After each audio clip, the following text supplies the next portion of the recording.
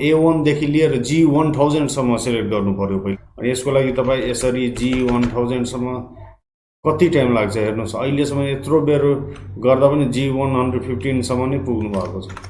अब यसको म सर्टकट तरिका तपाईँहरूलाई सिकाउन गएर स्किप नगर्नु होला पेज।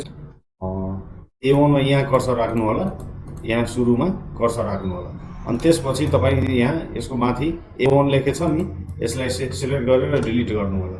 अनि यहाँ कति तपाईँले सिलेक्ट गर्नुहुन्छ G1000 सम्म हैन। अनि G1000 लेखेर अनि त्यसपछि इन्टर नहान्नु होला, इन्टर हानेपछि हुँदैन।